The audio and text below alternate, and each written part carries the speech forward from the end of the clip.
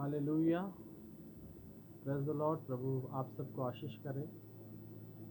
आज के सुंदर से समय के लिए परमेश्वर ने जो मुझे दिया है, और मैं प्रभु का बहुत बहुत धन्यवाद देना चाहता हूँ कि इस समय मैं प्रभु का वचन आपके साथ बातचीत करना चाहता हूँ और इसमें प्रभु की महिमा हो।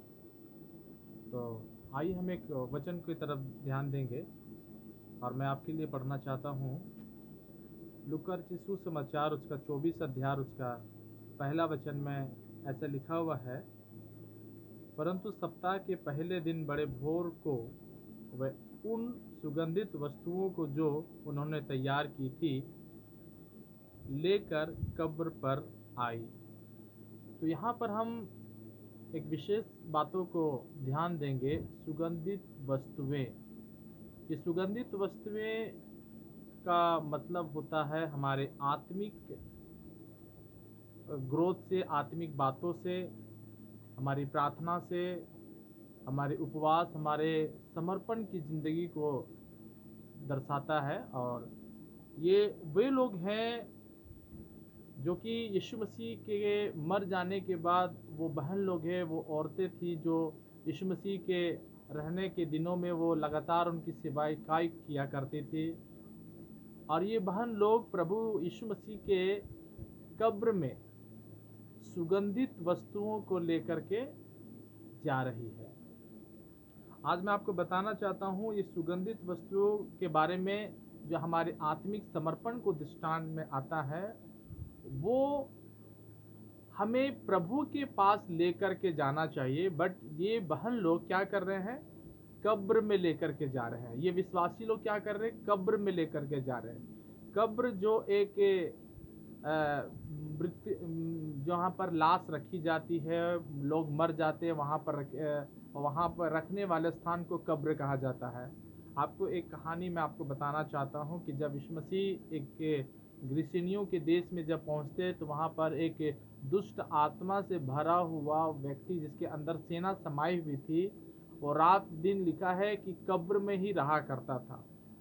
तो कब्र एक अच्छा जगह नहीं है, बल्कि कब्र एक पाप का जगह, कब्र एक दुष्ट आत्मा का जगह को दृष्टांत में आता है। तो आज जो बहल लोगों के बारे में, विश्वासियों के बारे में जो मैं आपको बता रहा हूँ, वे सुगंधित वस्तुएं ला तो रहे हैं, लेकिन लेकर कहाँ जा रहे हैं? कब्र में। हम लोग कई बार प्रभु से कुछ वरदान को पाते हैं, प्रभु से कुछ अनुग्रह को पाते हैं, आशीष को पाते हैं, और ये चीज हम लेकर कहाँ चले जाते हैं? कब्र में। आपको मैं बताना चाहता हूँ कि एक उड़ाव पुत्र की कहानी में, उस उड़ाव पुत्र के जो छोटे बेटे ने, उड़ाव पुत्र जो एक छोटा बेटा था, वो अपने बाप का सारी संपत्तियों को इकट्ठा करके वो दूर देश चला गया, और लिखा कि कुकर्म में वेश्याओं के बीच में वो उड़ाता है। एक तरीका से वो आत्मिक कब्र में वो चला जाता है। और हम क्या पाते हैं कि वो वहाँ पर कंगाल हो जाता है, वहाँ पर उनका पिता का कोई सपोर्ट नहीं रहता, वहाँ पर कोई आत्मिक आशीष नहीं है। सेम तरीका से प्रियो, यहाँ पर जिन बहनों के बारे में मैं आपको बताया, वे लोग सुगंधित वस्तु तैयार किए, आत्मिक आशीष तैयार किए, बरकतें तैयार थी, प्रार्थना तैयार थी, लेकिन वो कब्र में लेकर के जा रहे हैं। मतलब पाप की दुनिया में, दुष्ट आत्माओं की तरफ। आज की कलीसिया में यही हो रहा है, आज के विश्वासियों में यही हो रहा है, आज के लोगों में यही हो रहा है कि लोग परमेश्वर से आशीष पाते हैं, लेकिन खर्च करते कहीं और है। परमेश्वर से पाते हैं लेकिन संसार में उड़ाते हैं, परमेश्वर से लेते हैं लेकिन संसार को देते हैं, परमेश्वर से मांगते हैं लेकिन दुनियादारी में खर्च करते हैं। आज ऐसे अगर हम और आप करेंगे तो हम कभी भी आत्मिक जीवन में आशीष कभी नहीं पाएंगे। आज हमारा जिंदगी शुरुआत बहुत अच्छा होता है, लेकिन हम धीरे धीरे उस जगह में चले जाते हैं जहां पर परमेश्वर हमें जाने के लिए अलाउ नहीं किया, जहां पर कब्र है, जहां पर खाली कब्र है, जहाँ पर कोई आशा नहीं, कोई विश्वास नहीं है, जहाँ प्रभु यीशु मसीह का लाश भी नहीं है, वहाँ पर वो लोग जा रहे हैं। आज हम लोग भी वैसे ही जिंदगी जी रहे हैं प्रियो। आज पता है विश्वासी लोग बपतिस्मा ले लेते हैं, प्रभु भोज ले लेते हैं, बहुत सारी बातों को ले लेते हैं, तैयार भी हो रहे हैं प्रभु के आगमन के लिए, लेकिन कहाँ जाएंगे? खाली जगह में, जहाँ पर यीशु मसीह नहीं है, जहाँ पर प्रभु की कोई भी महिमा नहीं है।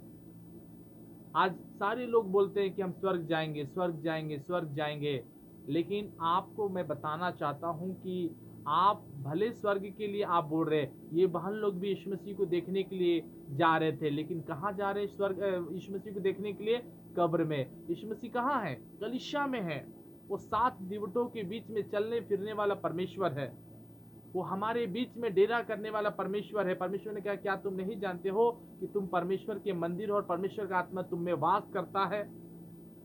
आज हमारा लाइफ जो प्रभु ने हमें दिया, जो आशीष परमेश्वर ने हमें दिया, वो चीजों को हम ऐसी जगहों में लेकर के जा रहे हैं जहां पर किसी भी प्रकार की कोई आशीष नहीं है, जहां पर किसी भी प्रकार का कोई भी ऐसा आत्मिक बातें नहीं है। कब्र खाली है, यीशु मसीह नहीं है, वहां पर सन्नाटा है, वहां पर कोई आशा नहीं, कोई विश्वास नहीं, कोई वचन नहीं, कोई प्रभु का चिन्ह चमत्कार नहीं, कुछ भी नहीं, कोई भी ऐसी बात ही नहीं जिससे कि हमारा उद्धार हो सके।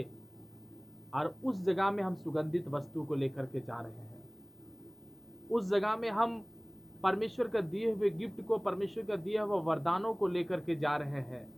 प्रिय भाई प्रिय बहन, आज हमारे लाइफ में एक मोड़ आना चाहिए। हमें समझना चाहिए कि जो हम आत्मिक जिंदगी जी रहे हैं, आखिर वो जा कहाँ रहा है, हमारा एम कहाँ, हमारा निशाना कहाँ है। हम जो जा रहे हैं, क्या हम वहां पर कोई विशेष आशीष पाएंगे? क्या हम यीशु मसीह को देख सकेंगे?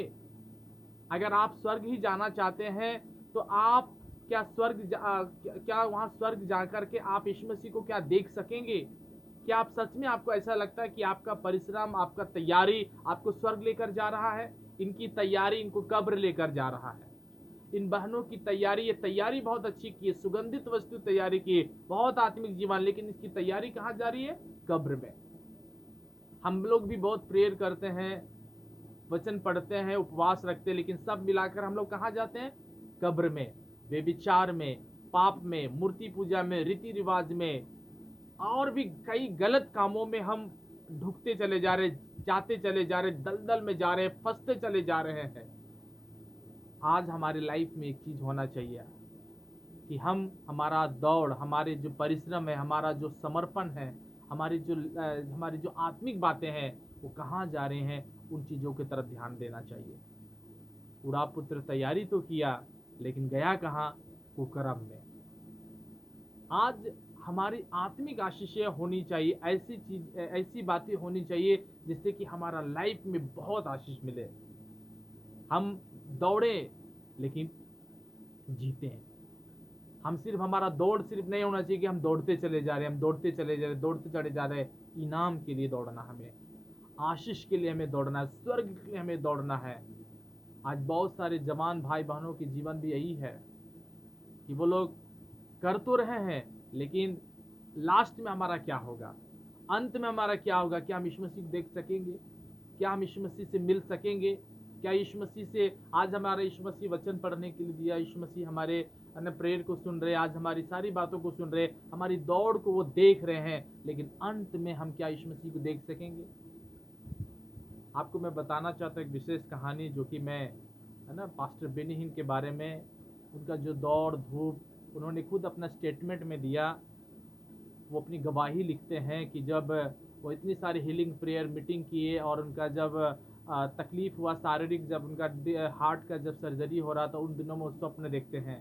वो देख रहे हैं कि वो कब स्वर्ग की लाइन में खड़े हैं, और स्वर्ग की लाइन में खड़े, और जितने लोग स्वर्ग जा रहे हैं उन लोगों के लिए विशेष करके एक धुन बजाया जा रहा है। लेकिन जब बेनी हिन का नंबर आता है तो बेनी हिन का चेहरा, जब यीशु मसीह को देखना, मुंह जब यीशु मसीह को देखना चाह रहा, तो यीशु मसीह उनसे नाराज हैं, और वो अपनी भूल चूक को सुधारने के लिए, परमेश्वर उनको भूल चूक सुधारने के लिए उनको फिर से इस दुनिया में भेजते हैं, और वो अपनी गवाही को बताते हैं कि मेरा जितना भी काम था सब व्यर्थ था। हम सुगंधित वस्तु तैयार तो कर रहे हैं, लेकिन हमारा जो जगह है, इन लोगों का जगह कब्र है। लेकिन मैं आपको बताना चाहूँ, बेनीहीन का भी जगह जो था, प्रभु का गुस्सा था, प्रभु की नाराजगी थी, प्रभु का ना, उनके जीवन से वो खुश नहीं थे, उनकी मिनिस्ट्री से परमेश्वर खुश नहीं थे। आप सोच के देखो प्रियो, इतने बड़े सेवक जो लगातार प्रेयर में, प्रार्थना में, परमेश्वर की उपस्थिति में बैठते हैं, उन लोगों को परमेश्वर देखना पसंद नहीं कर रहे हैं, तो हम लोगों को परमेश्वर किस तरीका से देखना पसंद करेंगे। और ये बहन लोग जो कि सप्ताह के पहले दिन बड़े भोर को उठ के वो सुगंधित वस्तु तैयार करते हैं और कब्र में जाते हैं। हम लोग भले भोर को बड़ा मज़ा से उठते हैं, और लेकिन भोर को हम प्रभु का धन्यवाद देते हैं, बहुत गीत गाते हैं, लेकिन हम शाम तक होते होते होते होते दारू को बोतल में चले जाते हैं, दारू में चले जाते हैं, नशा में चले जाते हैं, विचार में चले जाते हैं, किस्म किस्म के पाप में चले जाते हैं, ऐसी ऐसी बातों में हम चले जाते हैं जहाँ पर हम हमारा मतलब एक तरीका का बोले तो आत्मिक कब्र में हम चले जाते हैं। आत्मिक जहाँ घटाई है, जहाँ पर हमारा नुकसान है, हमारा कोई भी फायदा नहीं, प्रॉफिट नहीं, हम उस जगह में चले जाते हैं। तो आज हमें हमारे जीवन में ध्यान देने की बहुत ज़रूरत है कि हमारा आत्मिक लाइफ अब कैसा है। तैयारी कीजिए प्रियो, स्वर्ग हमें जाना है, हमें तैयारी करना है। आइए हम आंखों को बंद करें, प्रार्थना करेंगे। महान पिता, हम धन्यवाद देते हैं प्रभु इस छोटे से वचनों के द्वारा।